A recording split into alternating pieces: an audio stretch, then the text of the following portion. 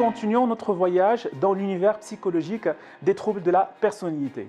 Nous avons parcouru lors du dernier épisode 5 types de personnalités difficiles ou psychopathologiques.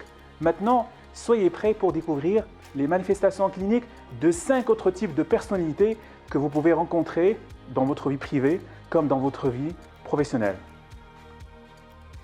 Le trouble de la personnalité évitante ou anxiophobique se caractérise par une grande inhibition sociale, un sentiment de ne pas être à la hauteur et une hypersensibilité au jugement négatif des autres. Ces personnes évitent toute relation sociale et professionnelle par crainte d'être critiquées et rejetées. Elles sont réticentes à s'impliquer avec les autres, à moins d'être certains d'être aimées. Alors, la personnalité évitante est réservée dans ses relations intimes, par crainte d'être exposée à la honte ou au ridicule. Elle se dévalorise et se perçoit comme socialement incompétente, sans attrait ou inférieure aux autres. Elle est également réticente à prendre des risques personnels ou à s'engager dans de nouvelles activités par crainte d'éprouver de l'embarras et de l'humiliation sociale. Elle anticipe la critique, la contradiction, la désapprobation et préfère ne pas prendre position et ne pas s'exprimer. Ces personnes sont souvent célibataires, sans enfants, isolées et en grande solitude affective. Les personnes dépendantes ont des comportements de type soumis et collants car elles ont besoin d'être prises en charge, soutenues et rassurées.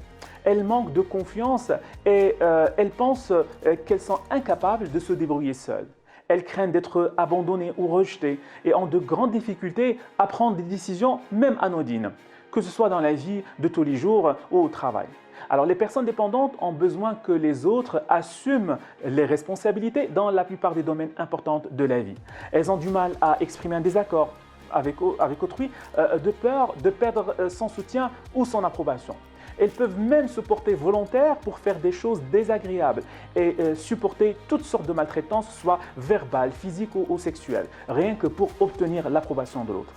Lorsqu'une relation proche se termine, elles cherchent vite une nouvelle relation qui puisse leur rapporter des soins et du soutien.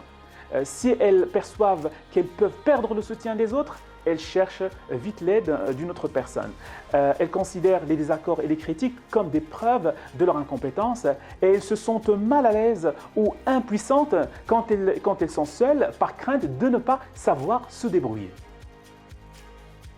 Les personnes histrioniques ont besoin d'être au centre de l'attention.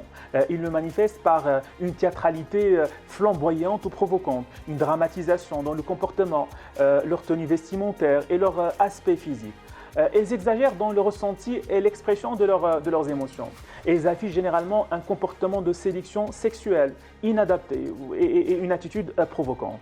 En plus, elles entretiennent avec les autres des relations plutôt superficielles, fondées dans un premier temps sur la séduction et le charme.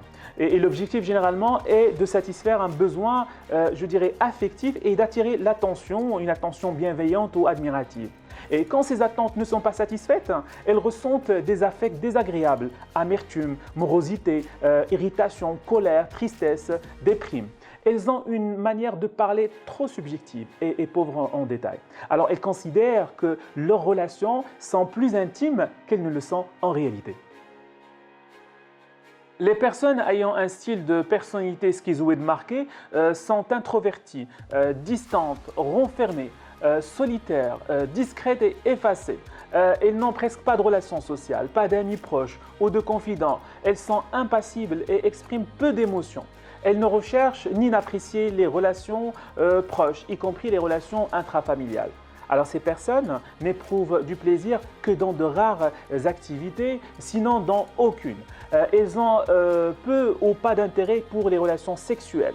Les comportements ou leurs comportements sont marqués par une froideur, un détachement ou un émoussement affectif. Et face aux éloges et aux critiques, elles sont indifférentes. Elles ne s'intéressent pas aux sentiments des autres, ne les perçoivent pas.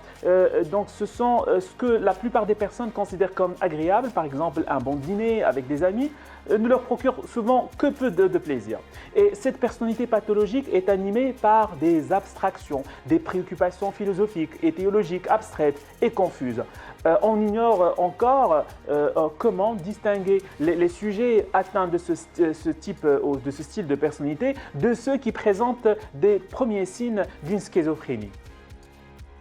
Les personnes schizotypiques ont tendance à penser, s'exprimer, s'habiller et se comporter de façon différente, excentrique, maniérée, étrange, voire même bizarre.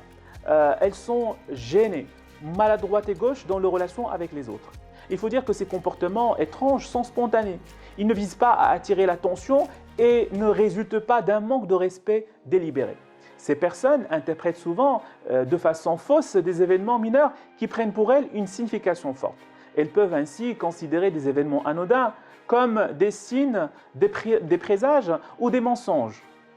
Habitées par la pensée magique, elles ont parfois le sentiment de disposer de pouvoirs qui leur permettent de percevoir des signes que les autres ne voient pas, de deviner des événements à l'avance, la présence également de quelqu'un ou de lire dans la pensée des autres.